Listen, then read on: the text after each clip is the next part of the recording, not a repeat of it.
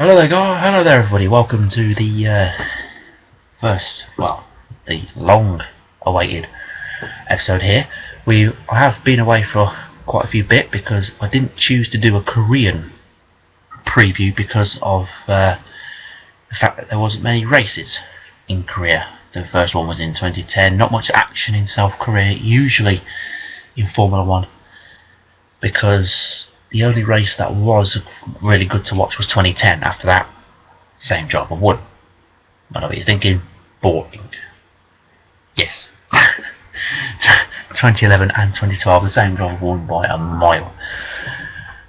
So we're going to be doing tonight the Korean Grand Prix review. So I'm going to have a look back at the weekend and see all the key points and the funny moments, and then we're going to have a look ahead at the Japanese Grand Prix this week, which has had some fantastic races in the past, involving 1988, 1990, 1994, 1996, 1998, 2000, 2003, 2005. They've all had fantastic races. So, Korea. Last weekend, well, where to start?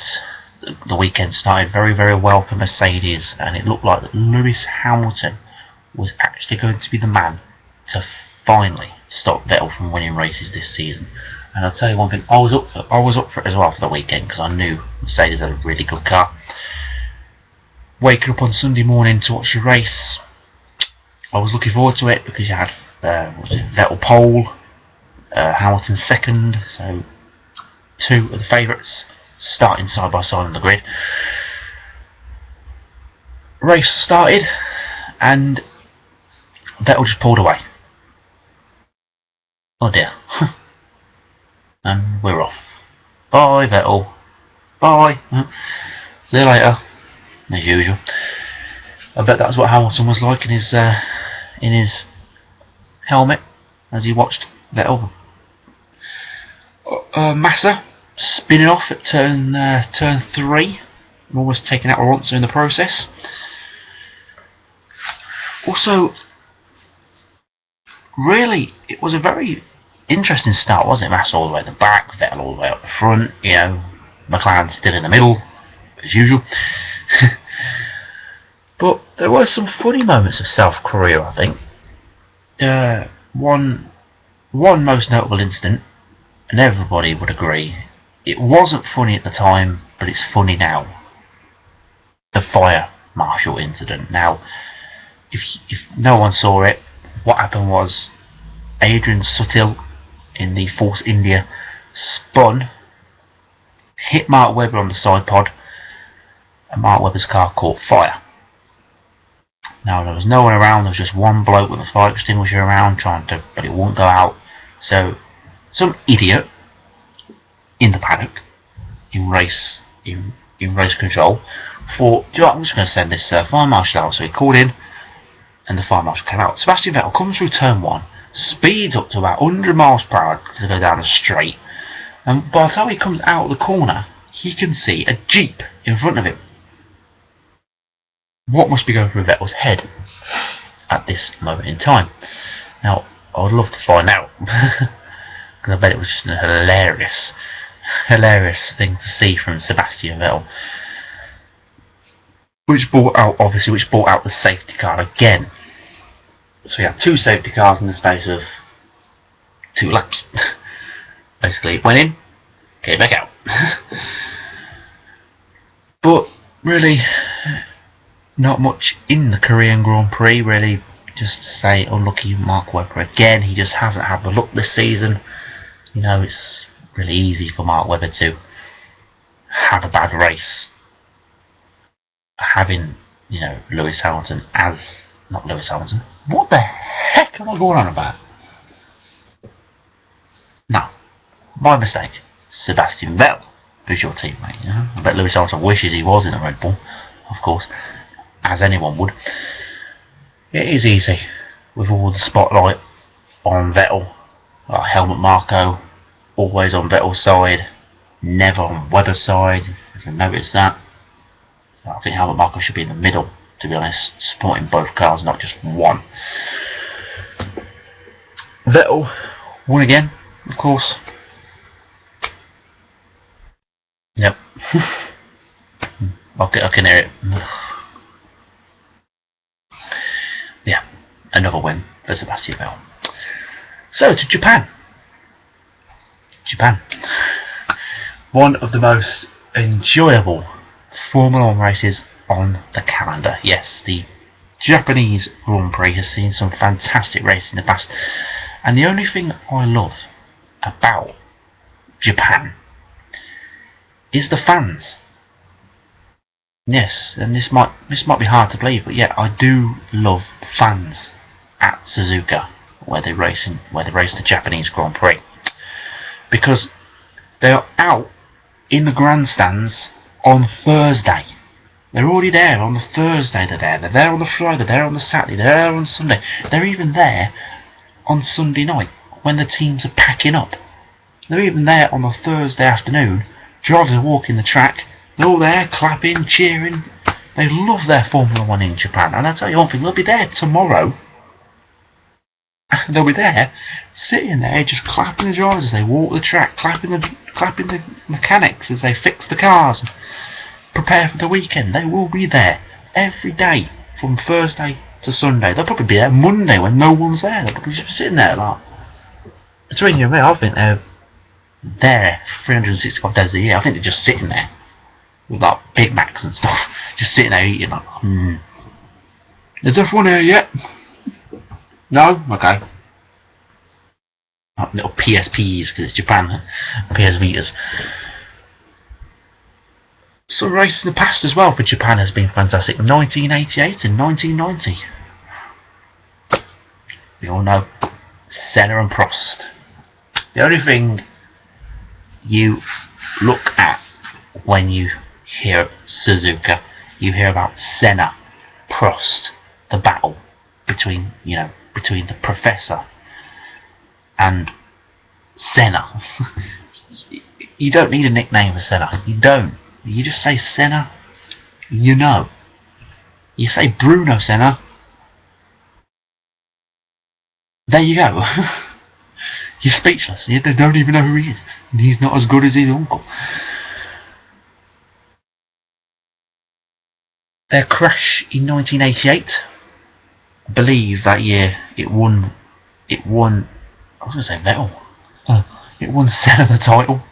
I think that year, but he got it taken off him because he was deemed to have caused an avoidable collision with Prost. I hope I said Prost as well. I'm a bit worried. I might have said Vettel. Prost, and there was controversy after that race as well. There was massive controversy because Senna went public and said, "Oh, it's nothing to do with me causing avoidable collisions because the FIA president, he's French, and at that time he was French. The FIA president, he was French, and ironically enough, Prost wins the title."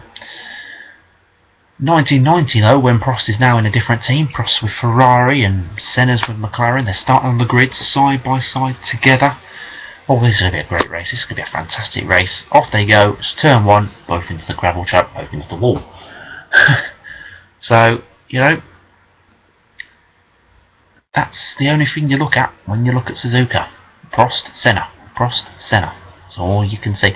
1994, this was between Michael Schumacher and Damon Hill. Another race of their classic rivalry.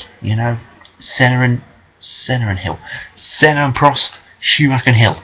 Raikkonen and Alonso. You've got them ones from those years. Vettel and no one.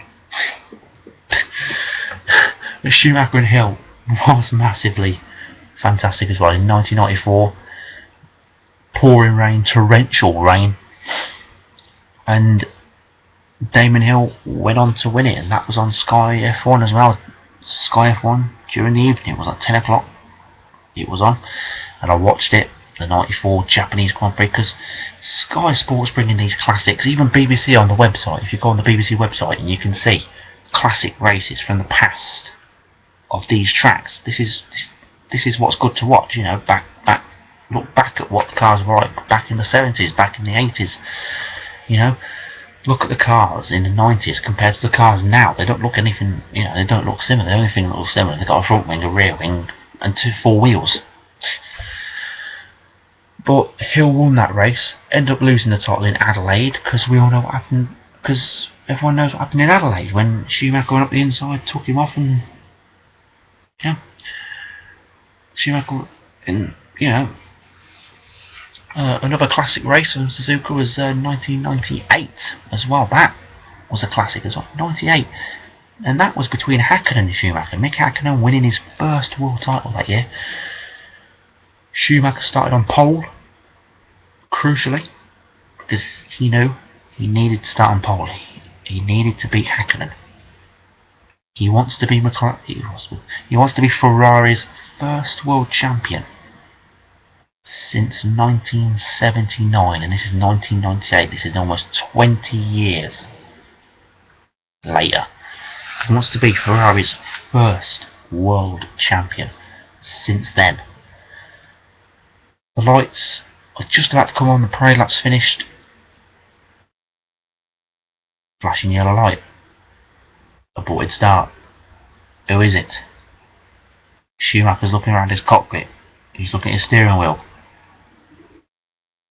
He stalled the engine. Schumacher stalled. And he had to go all the way to the back of the grid and start from 22nd, and he had to beat Mick Häkkinen that day. And he almost did it. He got so far up the field, halfway through the race, during that race, he had a tyre blowout on his rear.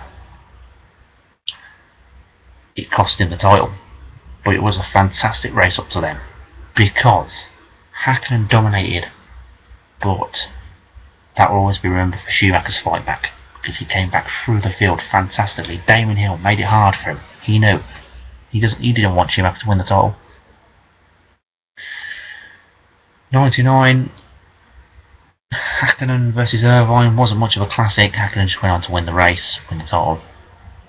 2000, Schumacher finally did it. He won the Japanese Grand Prix and became the world champion for Ferrari, the first time since 1979. 21 years later, Schumacher wins the title for Ferrari. 2003. Now, 2003, Kimi Räikkönen looking for his first world title. Michael Schumacher looking for a record-breaking 6th world title. I've got a year back there. Record-breaking 6th world title to beat the record held by Juan Manuel Fangio, which was 5 that year, at that time, when Fangio won 5 world titles. Schumacher had a very dreadful start. It had slight rain. He had a dreadful start. He hit Takuma Sato in the BAR in his first race for BAR to replace him to Jacques Villeneuve. Lost his front wing, moved to the back. So he's at the back of the field at this point. Raikkonen's in second place. If Raikkonen overtakes Barrichello, with Schumacher out of the top 8, Raikkonen becomes champion and stops Schumacher's record of world championships. Schumacher finishes, I believe, 8th. Raikkonen finishes 2nd, and Barrichello wins. Schumacher wins the title by about 2 points to break the record. But that would be the last time that, well, the year before was the last time Schumacher won the Japanese Grand Prix. It was Barrichello, and I believe it was Barrichello again, it could be Schumacher in the year 2004. But 2005, another classic, because it went, 2005 went down to the very last lap. The very last lap.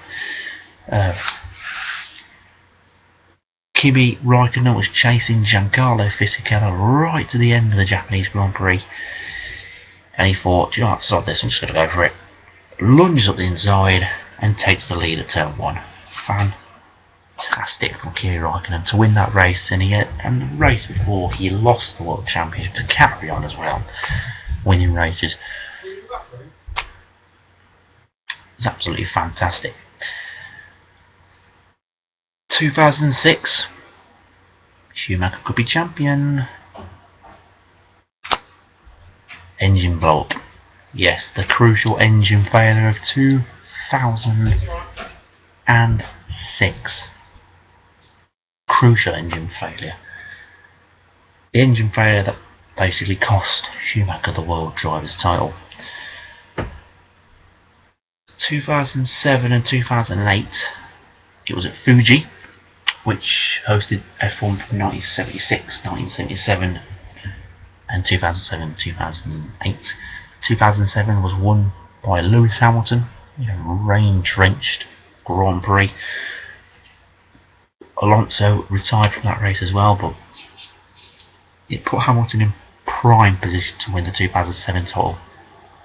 Only to miss out by a point, which I will get to in Brazil when I do my Brazil preview. I will get to the 2007 Brazilian Grand Prix. 2008, Fernando Alonso winning his first race on his return to Renault. Oh, it was second race, sorry, no, it was second race, yep, I stand corrected. 2009 was the first of Sebastian Vettel's wins in Japan. He won in 2009, 2010, and I believe 2012 as well. Apart from 2011 when Jenson Button won in Japan. So we've had some great races in Suzuka. We've had some fantastic races in Suzuka. Michael Schumacher holds the most amount of wins, which is 6 for a driver. McLaren are the team that hosts, I believe, the most, which I believe is about 9. Yes, yeah, it's 9. Last time McLaren won there was 2011 with Jenson. But 53 laps.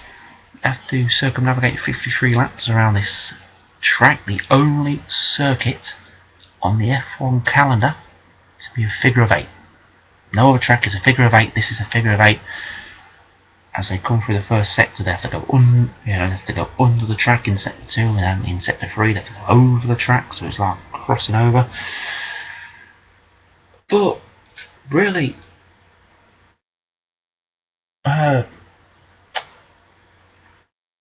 Suzuka has really been a fantastic venue. I really do love watching Formula 1 and playing Formula 1 games around Suzuka. It's a really fun track to drive. You've got the first corner, the first hairpin, and you've got the snake corners, which is like nice bends, and then we got. It's just a fantastic track to drive, and if you do get a chance this weekend, and if you don't want to get up early, with the race starting at 7 o'clock in the morning, live on BBC and Sky Sports, so you can watch it on BBC for free or Sky Sports if you've got money to pay for it, of course. And really, as I said, it's a really fun race to watch. It is a massively fun race to watch, and if you've never watched the Japanese Grand Prix, watch it this year. Even if Vettel is dominant again,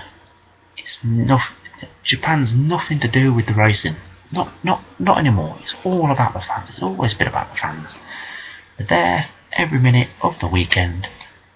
They don't care who wins. This is going to be one race that Vettel doesn't get booed. And everybody knows it, because he's not going to get booed by those Japanese fans, because they love Formula 1. They don't care who wins. They just love the sport. I mean, Sunday, when it's night time in Japan around about 10 o'clock here, you will see. You will see exactly how much they love Formula 1. So yeah, Japan, a race I do look forward to every single year. My prediction for a race winner has to be Sebastian. Has to be. Because he's always got the car around Suzuka. He always puts the car where he wants it in Suzuka. It's one of his tracks. McLaren's odds on podium, depending how they set up the car, depending how they get it on, I say it's there or thereabouts, to be honest. I think they have a chance and they don't have a chance because this is a good track for them. So yeah, I do believe this could be a great chance to get their first podium of the season. So yeah, that's my career review and Japan preview. And if you like this video, obviously subscribe. I will be bringing you a lot more. And really, that's about it for everything from Japan. That's all I can remember from my lifetime. You know, if there is anything more about any races that are coming up, well, we've got India, Abu Dhabi, America and Brazil after this. 4 races left after this. So if there's any of them tracks, anything in particular you want to know, just comment in this video, If there's anything in those tracks you want to know, I will tell you in my videos. So thank you for watching, comment and like and subscribe. See you guys next time.